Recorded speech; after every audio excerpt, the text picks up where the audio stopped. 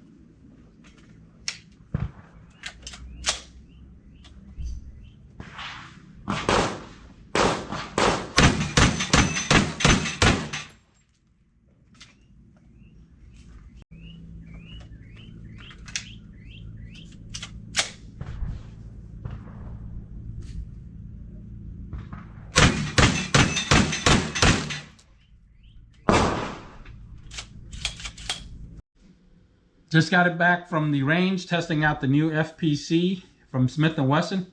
Let me show clear. The rifle ran flawlessly. I didn't have any complaints other than the bolt catch, where most of you guys are aware, it's a pain in the ass to try to hold the bolt back with pushing up on this lever. So that's a big issue. You know, I worked around it by just inserting the magazine, charge the handle, and then locking the bolt back and then releasing the magazine. But it is a pain in the ass. Something to think about also is that the thread protector, it could work itself loose. It did on me at the range. I will probably put in a muzzle brake or a flash hider or something. But I probably won't shoot this at a match with just the thread protector. I did use the factory mags and also a mag, the M&P 9 mags from my pistol with a 5-round base pad, and also a 10-round base pad from Taylor Freelance. I also picked up a ETS 40-round mags. The ETS mag did not fit inside the FPC. So I had to modify the body itself a little bit around the feed lip to make it work. It seems to be working fine. Shot 3 round, I think on sight in, and then at the plate rack. So I'll be loading up these fully at the next time around. This time I just load 3 round on sight in and 6 round at the plate rack. But hopefully down the road I'll either shoot it in a match where I loaded up fully, maybe a steel challenge match or something. But other than that, I'm very happy with the FPC. No malfunction. Continue watching. I did an updated video of the field strip of the FPC. I did get a couple of recommendations from the viewers from my channel. I said to try a couple of things, so I included it in the video. Hope you guys enjoy it. We're going to go ahead and tear down field strip this FPC. So go ahead and remove the mags and just push on the latch in the back.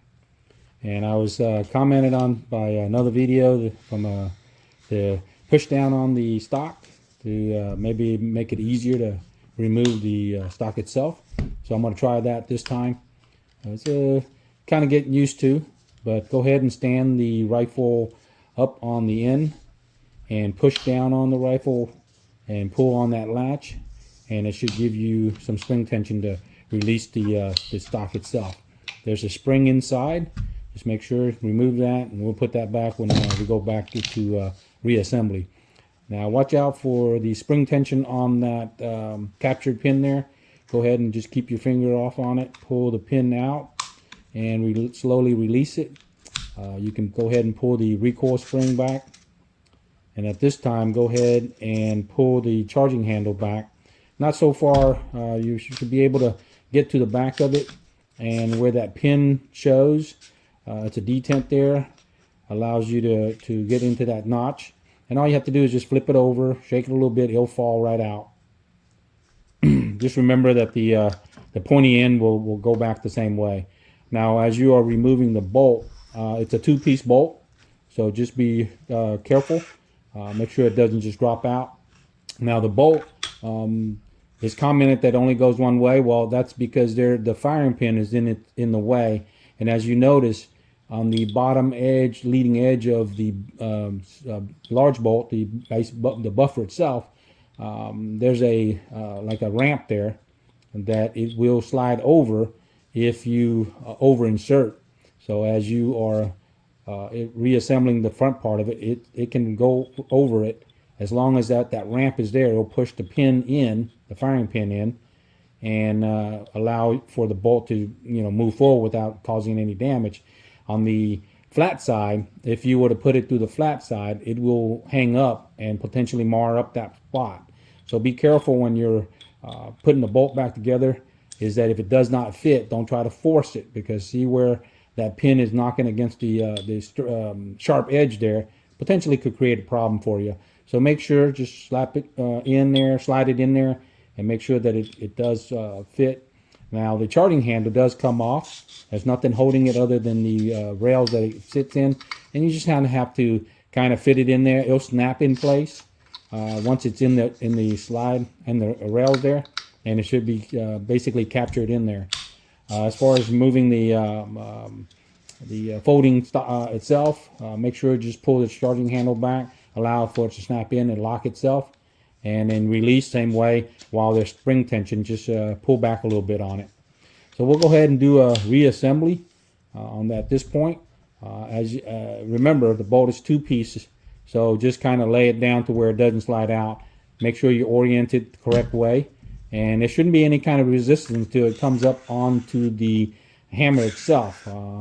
So just make sure at this point we need to go ahead and align the slot, make sure the pointed end is up, and drop it in there, and it should just follow the guide in there.